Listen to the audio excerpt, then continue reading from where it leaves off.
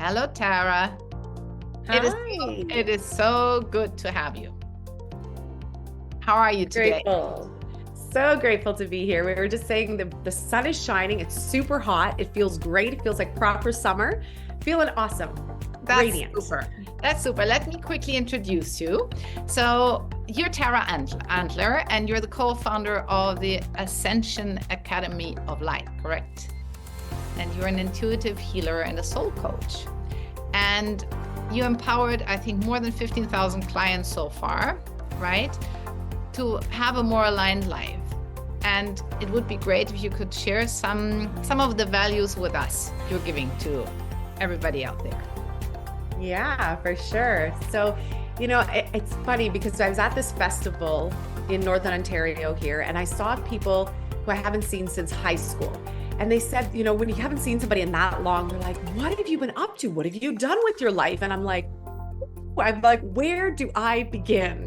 Because there's been so much. Like, I'm getting ready to celebrate 22 years in business this coming August. And it's mind-blowing as to what we can all create in a very short time. So some of the key things for me have been really to help as many clients as possible, but one-on-one, I've worked with well over 14,000 clients one-to-one, helping people, what I call clear out the ick and the stick, that stuff that doesn't serve us, it just gets in the way, and then really be able to connect to our higher self, that higher version of who and what we are, the soul version of what we're meant to express here, so that we can not just tap into it, but really embody it, bring it in, bring it down, ground it, and create a really exceptional life. We have this ongoing theme this summer where we're creating the best summer ever. And then I'm like, best life ever. And it started because we had this prayer that we were saying at night with the kiddos, where, I don't know if you're familiar with this prayer, but my grandma used to say to me all the time, it was like, now I lay me down to sleep, I pray to God my soul to keep. If I die before I wake, and I was like, eee. I'm like, I don't know if I want to reinforce that. So I rejigged it. I created a whole new one. So it was like, now I lay me down to sleep, I pray to God my soul to keep. Surround me with your golden light so that I sleep throughout the night. And then we all say, and let us have the best day ever tomorrow. We go, And it's the cutest little thing. That is very cool. It's so cool. And the kids love it. Like, if we don't say it, they're upset. And last night they said to us, they're like, that's the best part, my favorite part is when we go, And I said, it's just like the cutest thing. And that's been the tone for life, for real, creating our best life ever, best day ever, best experience ever. And there's just so many wonderful things that I've been able to do as an intuitive healer, from publishing books, publishing my oracle cards. Gabriel and I have spoken on stages as large as 26 million in India, which was like mind-blowing. We felt like rock stars. I read about that. Incredible. It was unreal. And when you pinch yourself, because you go, how did we get here? Like, how did this all happen? And it was literally from following the breadcrumbs, following the little gold nuggets along the path. I published my first book. I self-published. I went to a fair that was all about self-publishing. We're all self-published authors. We met incredible people. Gabriel came to support me and help. And we had like a whole schedule set up with volunteers. He said, I'm going to go meet some people. I'll come back. I was like, yeah, sure. He comes back. He said, I just met the most amazing people from this ashram in India. They want us to come. And I'm like, oh, great. I'm like, what is happening now? But we just kept following our intuition, and it led to the most amazing experiences in this life. And so I get really inspired to help other people find that and light that up inside of them, because life goes so fast, and if we're not doing something awesome, what are we doing? Like, what's it all for? I'm totally with you. And part of that is why I'm so happy that you're attending this summit, because the summit is all about finding those golden nuggets and finding those gems.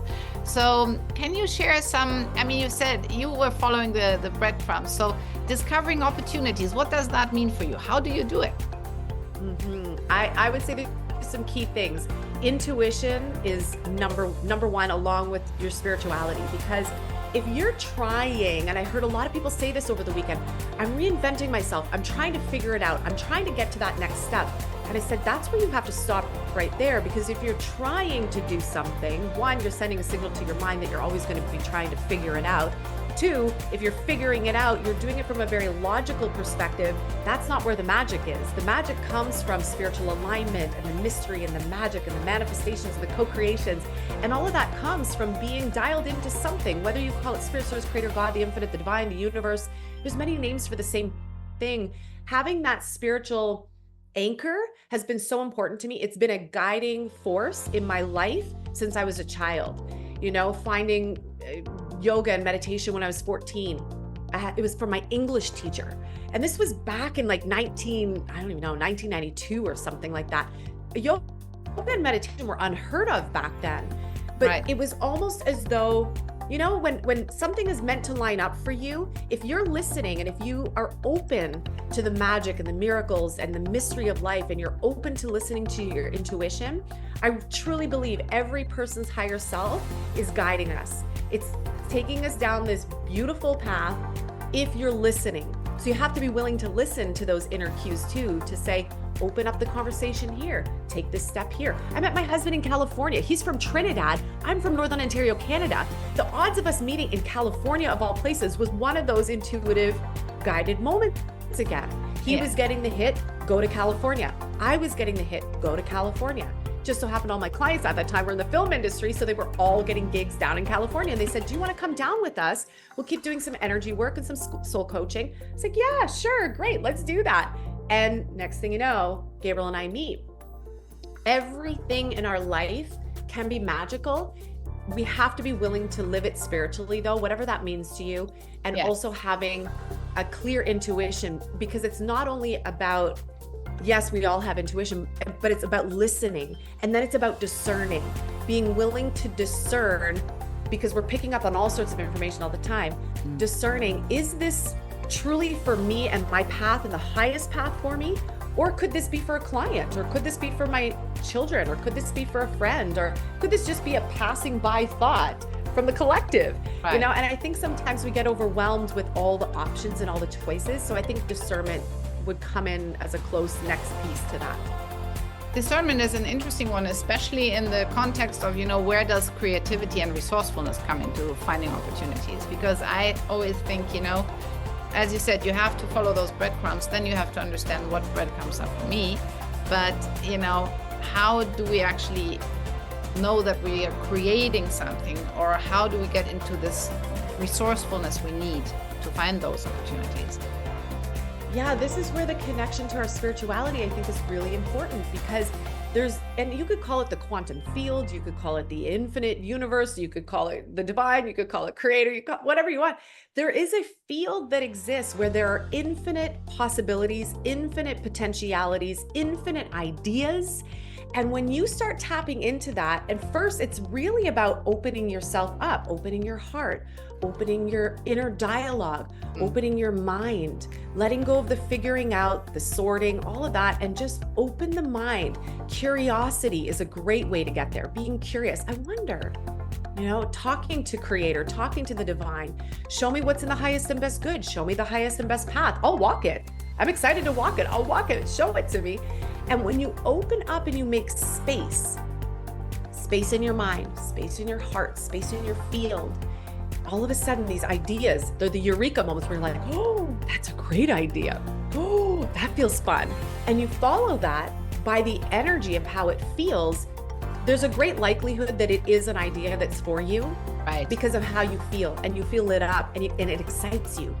If it doesn't excite you, I would maybe put it aside or hire somebody to help you with something like that. Because if it doesn't excite you, those are the things where we start to fall into the mundane, where it's like, I feel like I have to do this. I have to go to university. I have to get a job. I have to pay my bills. Those are things that nobody really enjoys, the mundane piece. When you get excited, inspiration, right? I love that word inspiration, because it's in spirit, it's inspired. Yes. That's where the greatest ideas come from. Writing a book, having a far out idea, create a retreat center, go to California, whatever it is, it's inspired, it drops down, and it feels bigger than you. It is you, but it's the highest version of you. So it's definitely outside of the mundane.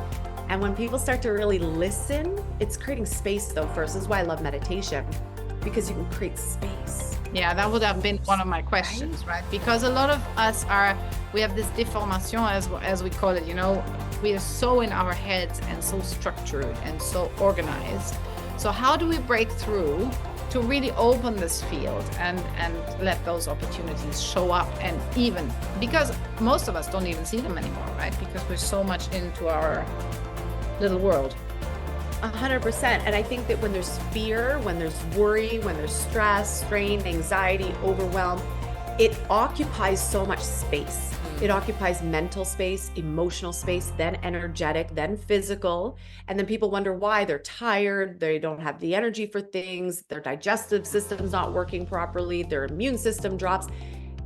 It all stems from all those things that I just mentioned and the overwhelm of that.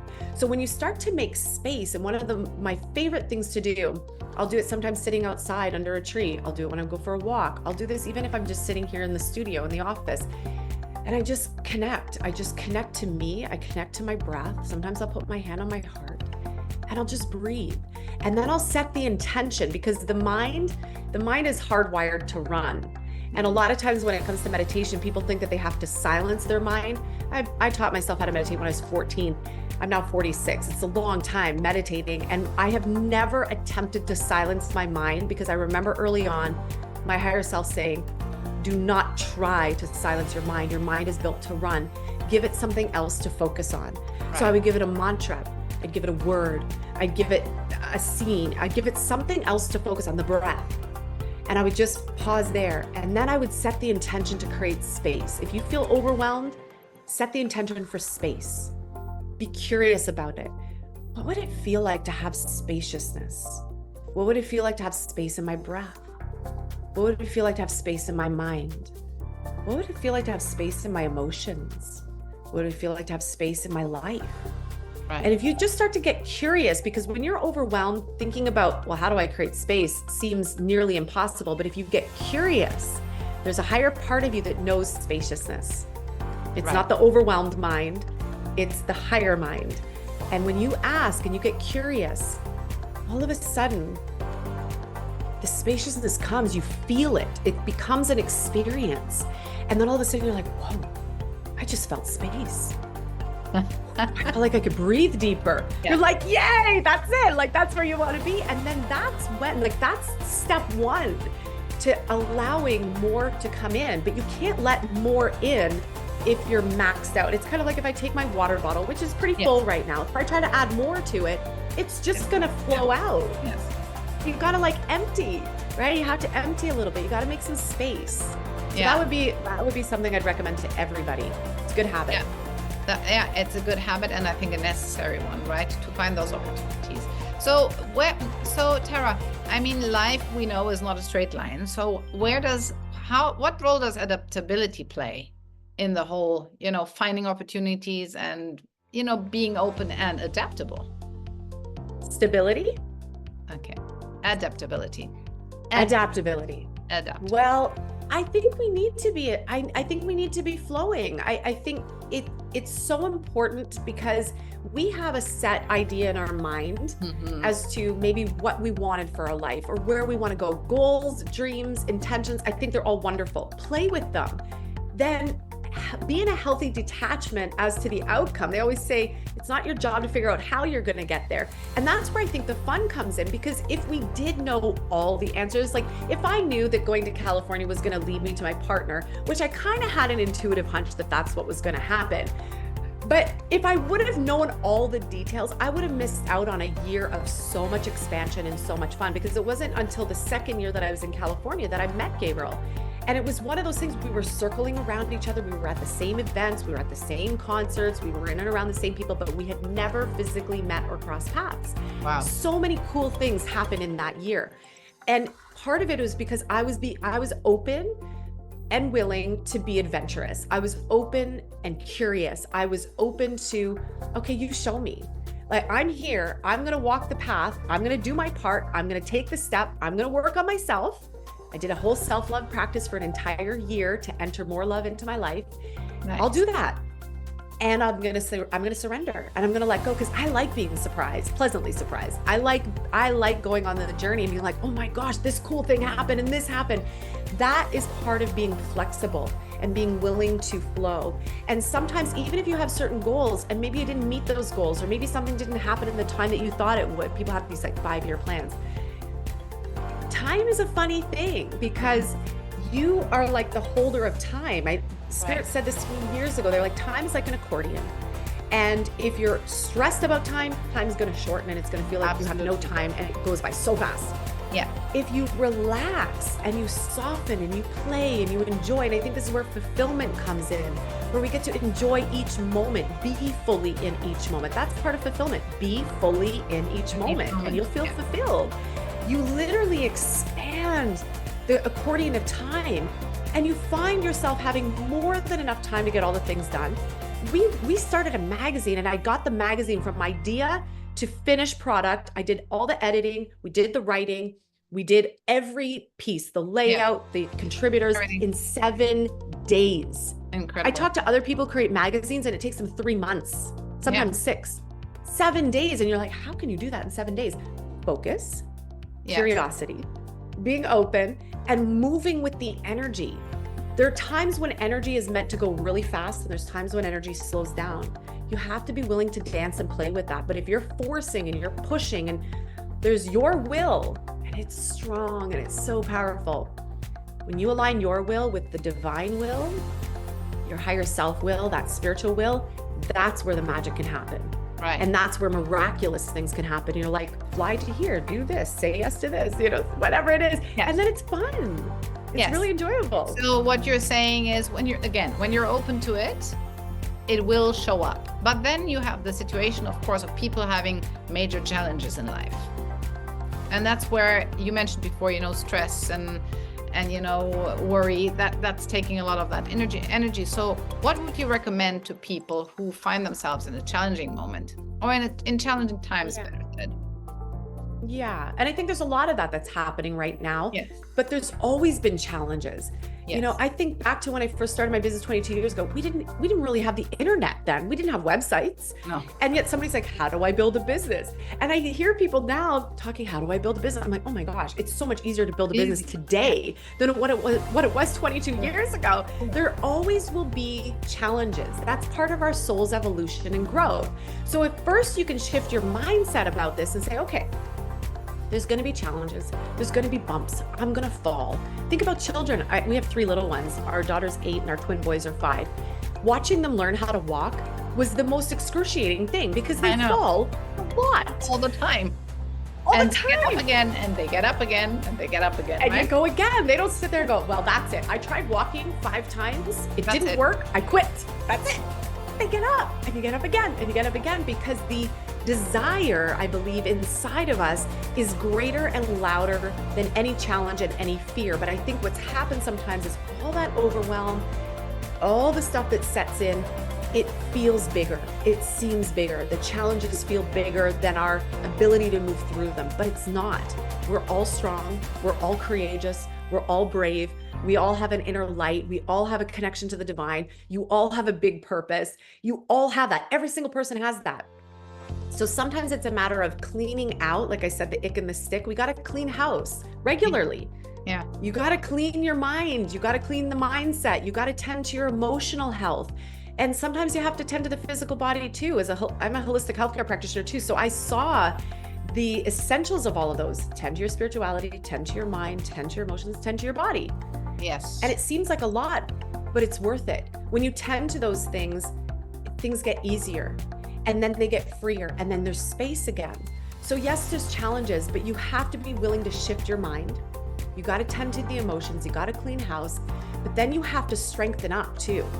And this is one thing that I've just come to know. There are challenges. There are always, my parents lost their house to a fire last year. They built the most beautiful house.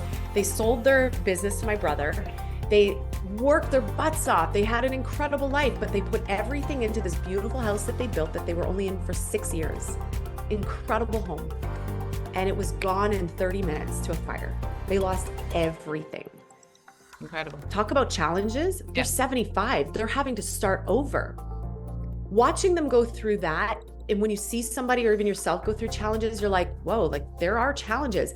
But one thing that I will say, my dad, and I love this about him, I think I have this too, he's always had this positive outlook on life.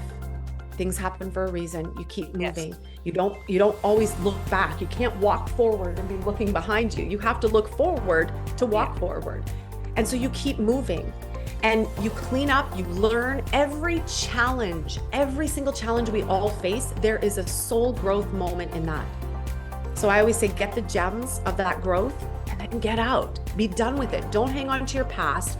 Don't keep reliving it. Don't keep rehashing it. You have to be willing to change the story for yourself and move forward. Sorry. And as you start to move yourself forward, life starts to get easier.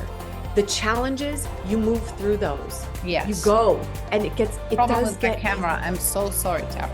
That's okay. There you go. Totally okay. Have to hold it for a moment. Yeah, no, that's okay. But I think that's one of the most important things, is to be willing to look at the challenges for what they are. They're challenges, they're growth moments. Right. And they're going to keep growing you if you let them. But if you let them stop you, then they stop you. Once you get the learning and the growth and you give yourself that space to grow, you will get so much from that. You will strengthen, you will fortify, you'll get clear. So many miraculous things will start to happen. And that's where the field of possibilities, it's all right there. The field of possibilities always exists. If you can know that and just know that and know that and know that, the field of possibilities is always. It's not sometimes, it's not maybe, it's always. It's always forever. It's always there. Yeah, that's So really nice. So do you have a shortcut? Do you have a shortcut you can suggest? Yes, I would say find those opportunities. You have to, it comes back to the making space. You have to be willing to change your mind. However you want to do that. Change your mind. Meditation, a spiritual practice. My husband loves Qigong. He's an athlete. I love yoga. I love going for walks. You have to be willing to change your mind. So working on your mindset, key. People know this, I think, now. You have to be willing to change your mind. Mindset mastery, right? Is the Oh my gosh. It's like key. Self-awareness, absolutely essential. When you do mindset work and self-awareness work with spirituality, you're going to move it faster, because the divine is always holding what I call the high watch. It's holding the highest space. It's holding the highest energy for you. So if you can bring that in always as well, it's like a guiding force. It's the strength. It's the thing that will move you through every obstacle. And when that space then opens back up, you're right there. It's like, boom, boom, boom, boom, boom. All the ideas start dropping down. right. And it feels like those eureka moments. But those, to me, those have been like staples. That's been a consistent in my life since I was a child. That is a very good fast tracking success move, right? So thank you so much, Tara. Last but not least, I wanted to ask you, how do you recognize that magic is happening? You feel it. You totally feel it. It's like we had this moment the other day of a hummingbird. It got stuck in one of the garages. And so Gabriel went in there and picked it up. He's held all different types of birds, like big woodpeckers, all sorts of things. But to hold a hummingbird that are not still very often is something else. And we all got to hold it. It was the most remarkable thing. The feeling of being connected to one another and to life and to the divine, it is the thing. That is the thing right there. So whether it's a hummingbird you're holding, whether it's a baby in your arms, whether it's an idea, whether it's something you're creating, even if it's a moment where you're holding someone's hand. One of my grandparents, they were married for like 55 years or something. And they said they never went to bed angry at each other. They always said goodnight to each other, and they always gave each other a kiss. Even if they were upset with each other, they always like resolved it and, wished each other a good night. And so that they could wake up fresh each day. Those are the moments. Those are the moments, because we think it's something out there. We think it's some future thing. It's happening all around us. We rescued a chipmunk that got caught in one of the kiddie pools the other day, and I got to hold it and bring it like it was starting to decline. And I said to the kids, why don't you come? We're all going to give it energy work. We're all going to give it love. And each one of them came over. They're like, we love you, Chippy. You can't leave. You have to stay. We love you so much. And all that love pouring into the chipmunk, I could feel the light, golden light coming into that chipmunk. And I was holding it like this. And all of a sudden my hand lifted up and I could feel the life force building within this chipmunk. Wow, And it just, incredible. for 45 minutes, I had to hold it because I thought it was going to drown, and I was shivering from, hypothermia or something. It was really cold that night. And the life force came back, and it just put its head up, and it scampered away, and it went to the door, and we saw it the next day. We've seen it every day since. It was those are the things. They're the everyday moments. Magic is everywhere. It's, are you present to those moments? Are you present to when the hummingbird comes to the window? Are you present to finding we find 4-leaf clovers all the time. Are you present to how you feel in a moment when you're with somebody? Are you present to how you feel in you? Are you present to how the sun feels on your skin? Every moment can be magical and beautiful, miraculous, if you're willing to be present to it. So it's everywhere, all the time. Thank you so much, Tara. Absolutely. I mean, this was fabulous. And I thank you for your time and your energy. And I think everyone could feel it. So you really are golden. And thank you so, so much. Thank you so much. I appreciate you. Thank you. I appreciate you too. Thank you so much.